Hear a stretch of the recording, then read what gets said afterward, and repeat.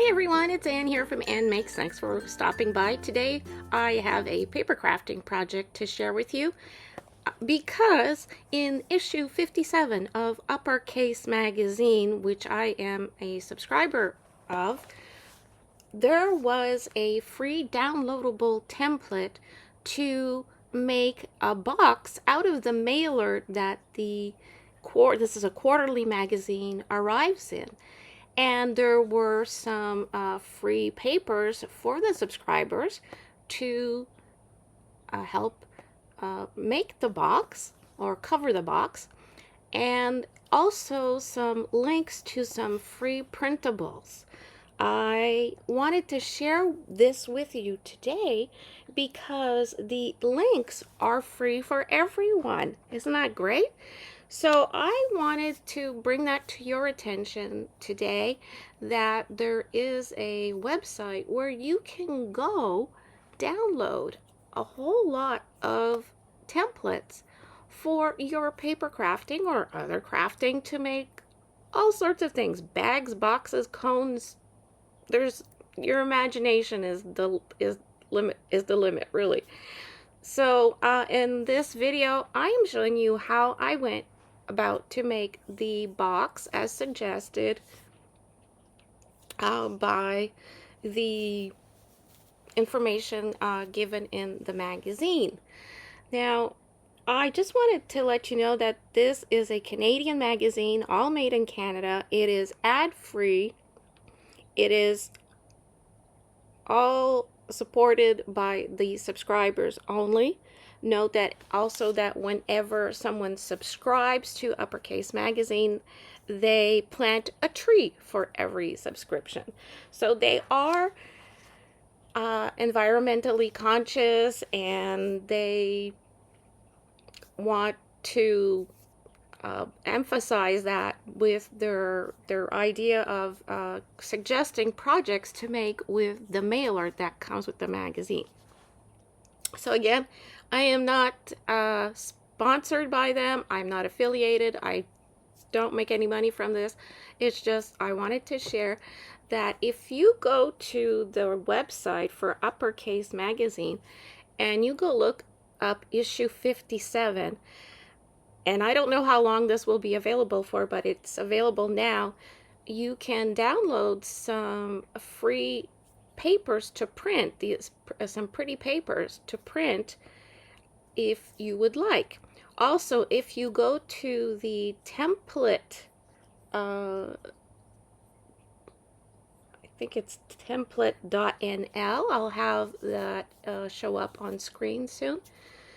You can download all these templates for free to do all sorts of paper crafts and probably other crafts as well.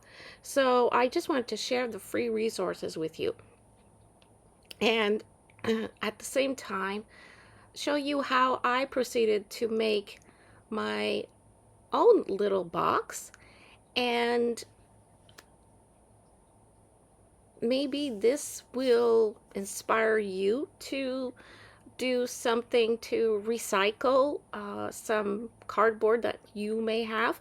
I would say that the mailer that the magazine comes in is about the same similar thickness to like cereal box cardboard, or those cookie boxes that or crackers, that we buy. And this might be something fun to do with the kids this summer too. So this is why I wanted to share this with you. I love boxes. I always find a use for them, whether it's to put a gift inside or to store some supplies. Here's the link, templatemaker.nl. Go check them out if you'd like, because there's a lot of free templates to download. And this little box that I'm making, the template is from there. I printed it out on some cardstock paper to make it just, more durable. And this is the mailer that the magazine came in. I am opening it up, and I will be cutting out the box, the cover and the bottom part of the box from this otherwise would be just recycled cardboard mailer. And because I printed the template onto cardstock and cut it out, I'm able to trace around it with a pencil. Having that cardstock is just a little bit thicker than just regular paper. It makes it easier. And that's all that you have to do as well. You can print out the box on any paper that will fit basically in your printer, and cut it out as is, or do like I'm doing, cut a template, trace it onto a piece of cardboard, and cover it with some pretty paper. Any pretty paper will do. It doesn't have to be the ones that are available from Uppercase. It could be any papers you want. It could be some of your own decorated papers. It could be magazine pages, recycled papers, whatever you want. It doesn't matter. The point today of this video was just to share that there are some available resources that are free, available for you via the internet. And I just think that now that you know, it's summertime and we may be looking for some projects to do for people that have some downtime, especially if you have to entertain the kids. If this is a fun thing, and it's also very environmentally friendly. So here I'm showing you that I'm cutting out the pieces of the box, and that's a pretty simple process, but I know sometimes viewers want to see the whole process of making a project. So that's why I'm showing this here. Please feel free to fast forward any parts that you are like, well, I don't need to see this, I get it. I'm ready to move on. But there are viewers that appreciate seeing the whole process, so that's why I'm showing everything. I've sped up the video as much as possible to keep it as interesting as possible, but yeah, there are people that would like to see everything. So what I use, and I've had success with this, is I just use a glue stick. My glue of choice is the Elmer's glue stick, and I find that if I burnish the paper to the cardboard with the glue, I just burnish it really well, that it's enough to keep it stuck. The edges do need a little bit of additional adhesive, I find, to make it hold really well, but I find that the glue stick is plenty with this type of cardboard. I'm showing you, I'm just cutting away that paper, which is a free download from Uppercase magazine. With the issue, there were a few papers that were given to the subscribers that came with our magazine, but here I'm showing you the ones I downloaded from the website and printed out with my printer. By the way, for those of you who may ask, I have an Epson EcoTank, and I printed this on some thicker quality printer paper. I use two types. I use a very economical type for just everyday printing, things like boarding passes, receipts, class notes, etc. And I buy what is called a premium paper. I believe it's by HP, and I get it at Staples to do my more important papers. Like if I want some really nice digital downloads or collage papers, I will use a higher quality paper to make just prettier prints. So now I'm just cutting away all the excess. There's a lot of cutting. It's simply gluing and cutting and folding. Again, my tip when making boxes like this is to burnish. You can use anything to burnish paper. You can use a bone folder, you can use a ruler, a spoon, you can use a block of wood. It doesn't matter. Whatever you have will work. It's just you want to make sure that there's a good grip between the paper and the adhesive on the cardboard.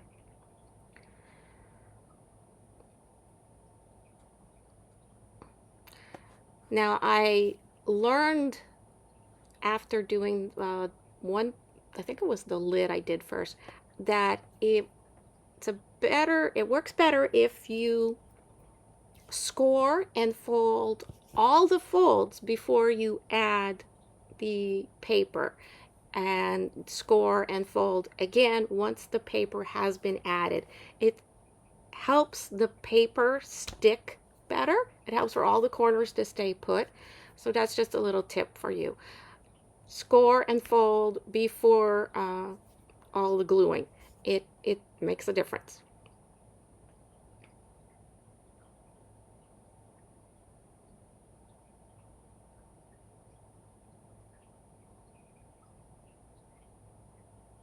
So this is where I'm doing the scoring and folding. The score lines are indicated by the blue dashes on the template, and that's what I'm doing now. I'm just scoring and burnishing to make nice edges, removing any bubbles that may have been created.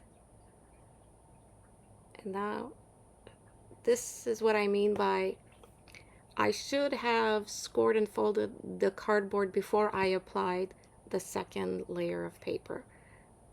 It would have made a neater job. It still works, and it's still holding now, but I think that if I noticed that when scoring and folding before applying the glue and paper makes the paper hold on better. So I do that for the top and for the bottom.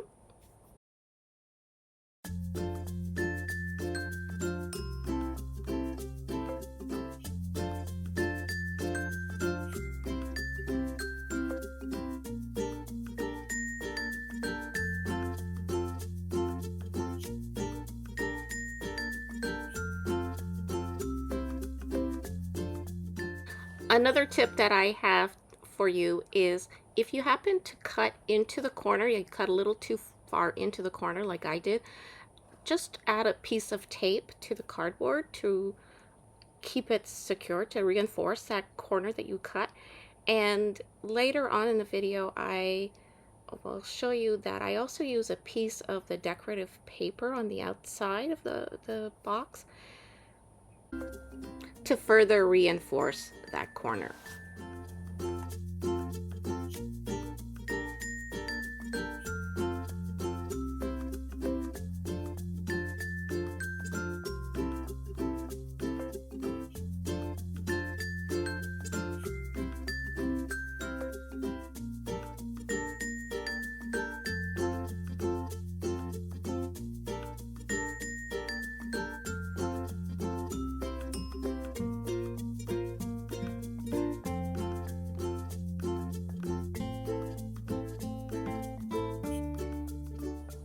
Once all the pieces have been covered with paper and all the folds have been scored and folded, it's time to put the box together. But another tip that I have for you is that before the final gluing, I like to use little pieces of double-sided tape to temporarily assemble the box, just to make sure that everything lines up and that the lid will fit well over the base. And if I see that any adjustments have to be made, I'll make a mark with the pencil, I'll go back with scissors, cut off the extra, maybe readjust where I made the fold line, etc. And I've learned it the hard way that it's safer to measure twice and cut once, and in this case, it's safer to just temporarily fold everything, put it together temporarily, and then put it together with the permanent glue. By the way, I like to use Aleene's tacky glue for a lot of these paper crafting projects that I make. I decant from the larger bottles into some small bottles that I keep here on my desk that have a needle nose applicator. So I just add the amount that is needed for the project. I apply the Aleene's tacky glue, and I always use clamps to keep edges, corners, whatever, together while the glue sets. Note that I've left a little sticky tape in there. It just helps hold things together while I reach for the clamp as well. Some clamps I use are basically sold as chip clips that I buy at the dollar store, and some other clamps are actually sold as clamps for crafts, and I get those also at the dollar store. And I just let everything set up, and that's pretty much all there is to it. It's a lot easier than maybe I'm making it look like to make boxes like this, and it can be addictive too. I think it's fun to make little boxes to store items in and to make as gifts. So I hope that you enjoyed this video and maybe have been inspired to look at recycling some cardboard or papers that you may have in your home and that you were considering to hopefully toss in the recycling bin or whatever, and maybe make some pretty little boxes. So check out the templatemaker.nl site and the Uppercase magazine site as well. All links will be in the description below. As you can see, the box from this template, I'm showing you what you can put inside of it, just to give you an idea of the size, what the size is. They're not 6 inches, they're just under that. And a extra large glue stick fits in there very well. So this is the finished box with the lid. I hope that you enjoyed this video. If you did, please give it a thumbs up. Please like, comment, share, subscribe if you haven't already. Click on the bell to be notified when I post new content. And thanks for stopping by, and until next time, stay crafty. Bye.